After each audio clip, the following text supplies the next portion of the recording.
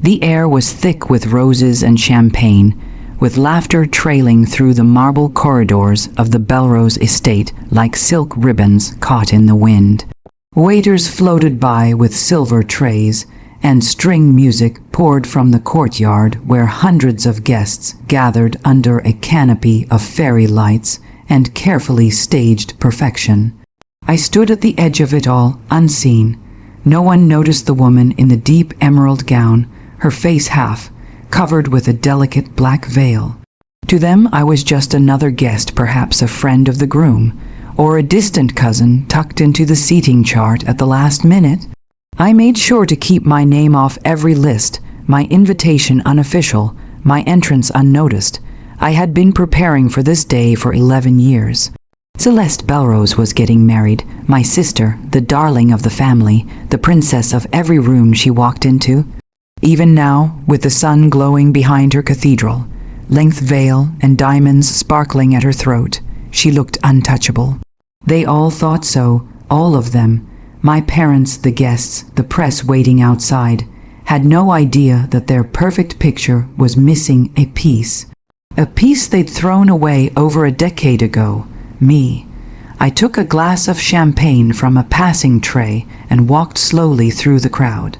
Every step felt surreal, like walking through a dream I'd once woken from screaming. The soft hum of conversation, the glint of expensive dresses, the proud look on my father's face as he walked Celeste down the aisle. All of it should have felt like a family reunion. But it wasn't. It was a funeral for the past. No one recognized me. I had changed. Years do that. Life does that. Betrayal, especially.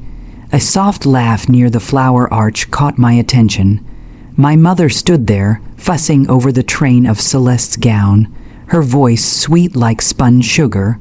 I remembered that voice well, how it could go from warm to ice, cold with a single look.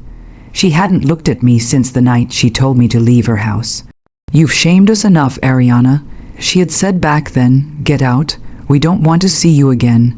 A few guests glanced my way now, their eyes narrowing in curiosity. The veil, perhaps, or something in my gaze that seemed too intense, too knowing. I sipped the champagne, letting the chill of it settle my nerves. This wasn't about rage, not anymore. This was about the truth, my truth. 11 years ago, the night everything shattered wasn't stormy or dramatic. It was silent. That was the worst part. I had just turned 17. A scholarship to a prestigious music academy in hand, a suitcase already half packed with dreams. I was always the quiet one, the bookworm, the girl with calloused fingers and ink-stained notebooks. Celeste had been jealous before, I knew. She was the younger one, but always wanted more praise, more love, more attention. And somehow, she always got it. That night, I came home to police in our living room. Your daughter stole the safe's contents. The officer told my father. Jewelry, sensitive documents, bank slips. We traced activity from her email and a pawn shop downtown. I stood frozen.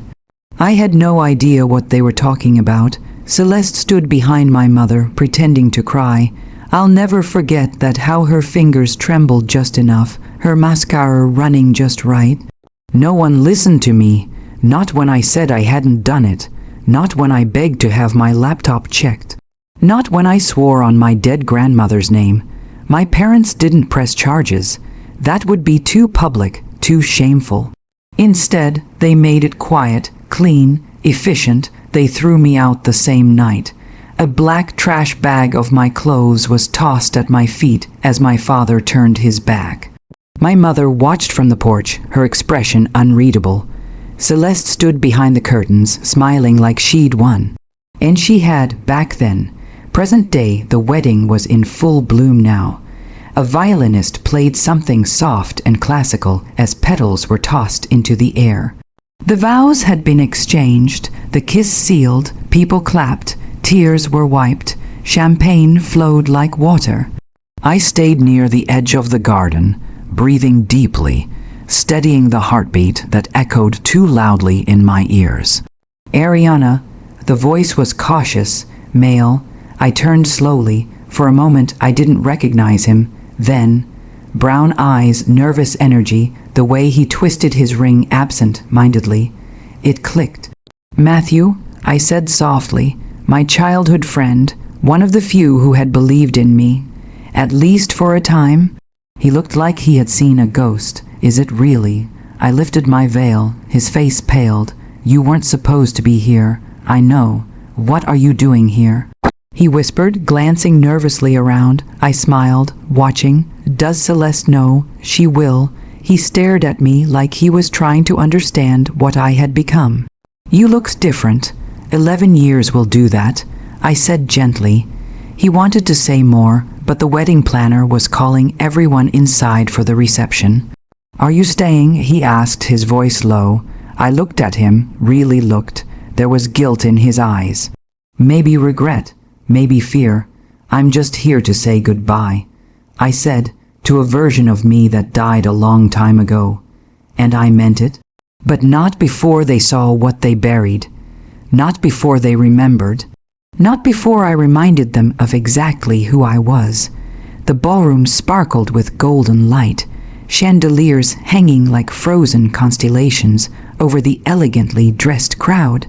100 conversations floated in the air, clinks of glass, bursts of laughter, gossip laced with politeness.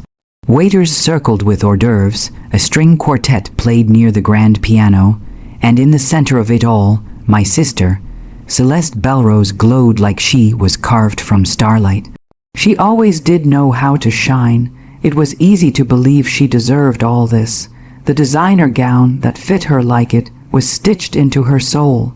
The towering cake layered in gold and pearl.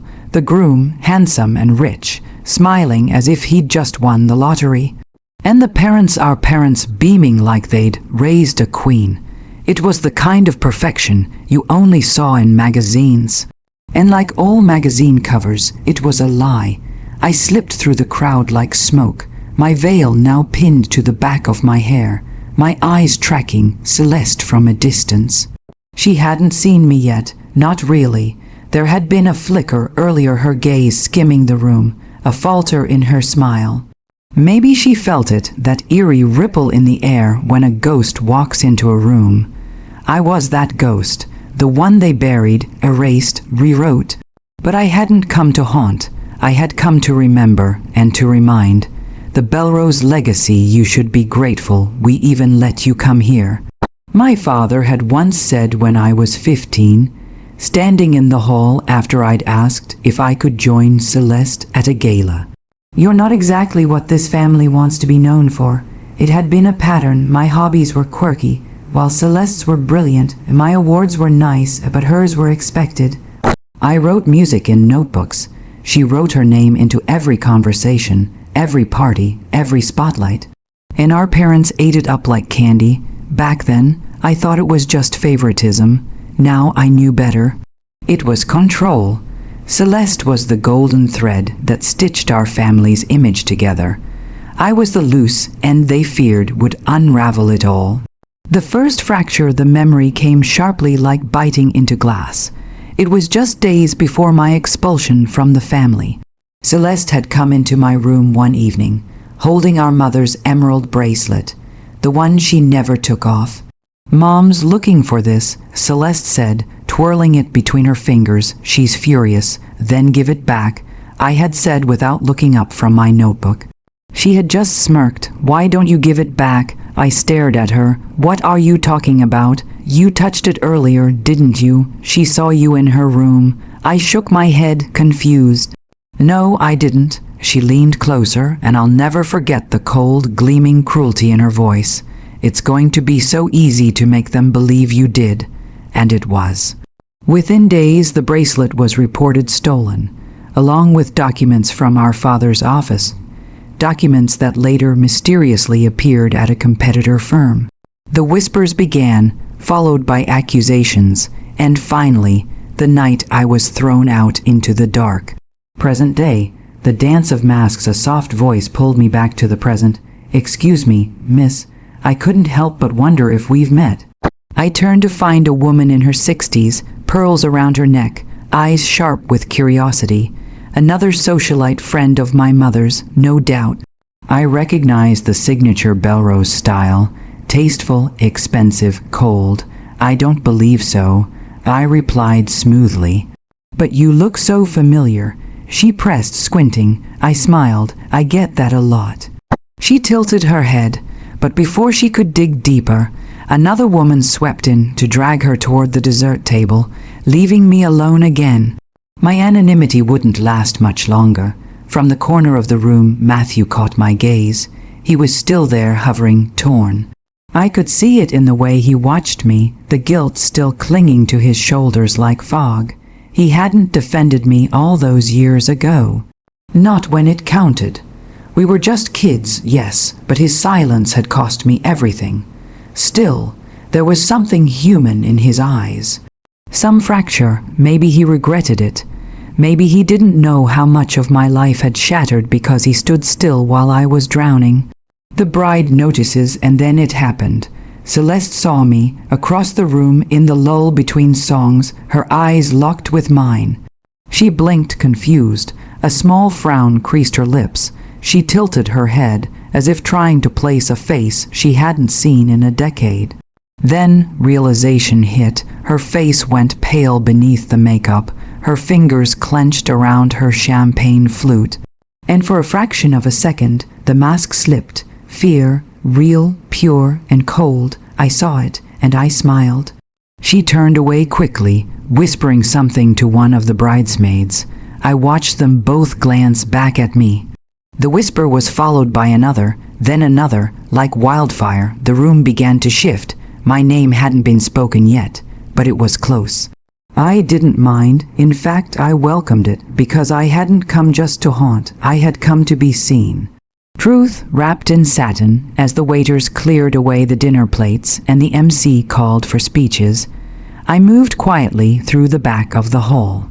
I placed one small envelope at each place, setting just a soft cream envelope with gold trim. Inside, a letter, not dramatic, not cruel, just truth. Each one was handwritten, each one telling a different piece of the story. The accusation, the fabricated evidence, the dates and names, the betrayal. A puzzle that made no sense until it did. I had copies of Celeste's emails, screenshots of bank withdrawals, timestamps from security footage they never thought I'd find. It had taken me years to piece it all together, working night shifts, scraping by, until I could finally afford to hire a private investigator. By the time I turned 25, I had all the proof I needed, but revenge was never the point. Clarity was. Because for 11 years they lived in a story where I was the villain, a shadow in their family album. A scandal erased. Now they would see the whole picture. The toast is coming, ladies and gentlemen. The MC announced. We now invite the bride and groom's closest friends and family to share a few words. Anyone who would like to offer a toast, please make your way to the podium. Celeste stiffened in her seat. I stepped forward, not rushed, not dramatic, just calm, as if I belonged there because once I did. Gasps began to spread as people noticed me. Some stood, some whispered, some stared. My father's face twisted in confusion. My mother's hand went to her throat. Celeste looked like her world had begun to unravel. I reached the microphone, smiled gently, and said, "My name is Ariana Belrose. I'm the bride's older sister. Most of you don't remember me." A hush fell over the room. But I remember all of you. There are moments in life where everything slows down, where the heartbeat becomes louder than the music, and the eyes of strangers feel like searchlights. That moment was now. Hundreds of faces stared at me. Some confused, some stunned, and a few horrified. All waiting, my mother sat frozen, lips slightly parted. My father's face had turned an unfamiliar shade of crimson. Celeste, beautiful, trembling Celeste, gripped her chair with perfectly manicured fingers. White roses from her bouquet crushed beneath her palm. I took a breath and held it for a second longer than necessary. The silence was thick, crackling with the anticipation of something they couldn't name yet, but they could feel it. And that was enough. I leaned toward the microphone. my voice smooth and calm.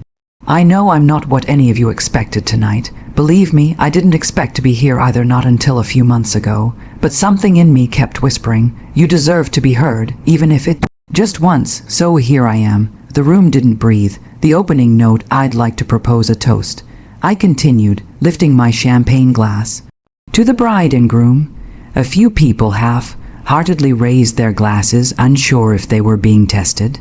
"To new beginnings," I said, "and old truths." That's when I saw Celeste shake her head slightly, not a no, but a warning.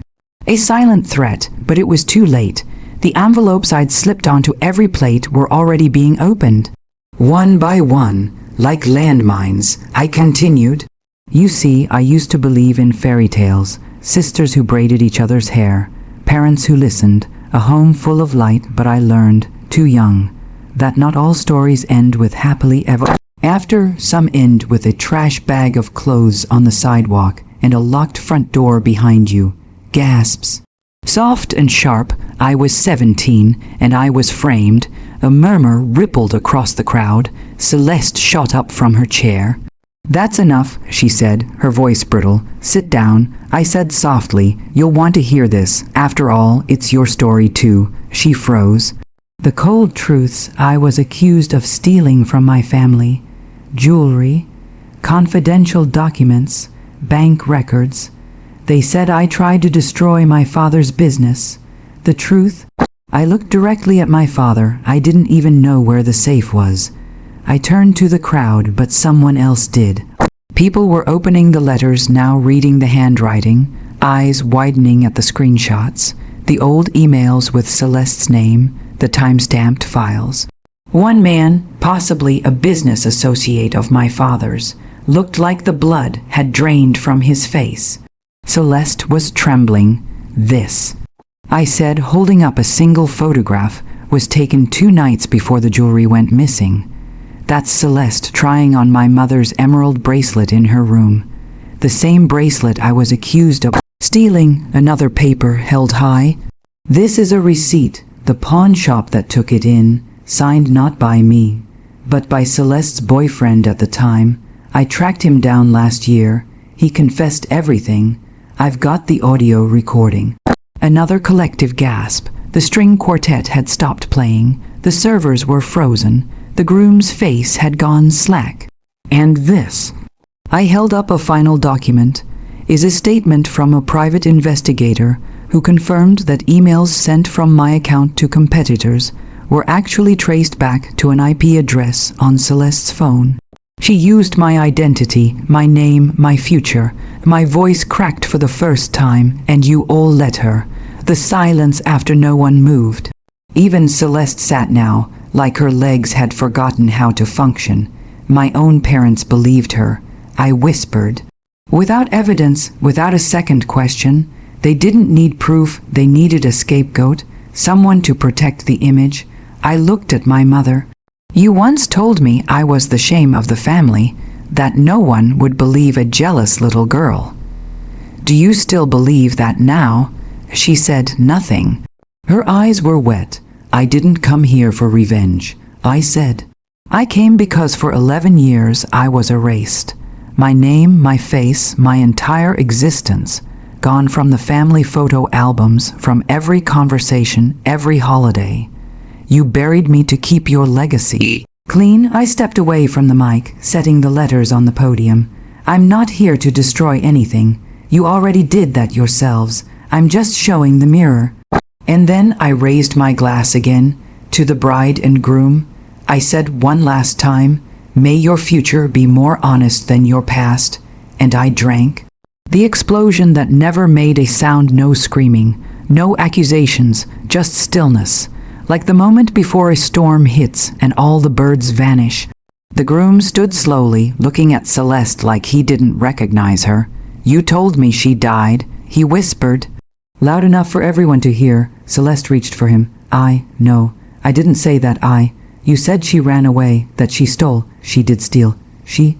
But her voice was crumbling, panic cracking through every syllable. "She's lying. She forged it. She's crazy." But no one believed her anymore. Not with the letters in their hands, not with the silence in the room, not with the past rising like ghosts behind every word I'd spoken. The wedding made headlines by morning. Heiress's wedding erupts in scandal. Estranged sister returns with proof of betrayal. Belrose legacy shattered in public toast. Some articles called me the ghost sister. Others tried to paint me as a vindictive woman who planned a spectacle. But the truth had a weight of its own, and this time it spoke louder than any headline. I didn't care about their interpretations, because for the first time in my life, I didn't need to be understood. I just needed to be free. The aftermath in the weeks following the wedding, the Belrose family slowly unraveled under the spotlight they used to crave. The groom annulled the marriage. Celeste tried to control the narrative, claimed the documents were forged, said I'd hacked her life. But too many eyes had seen too much. Her ex-boyfriend publicly confirmed the confession.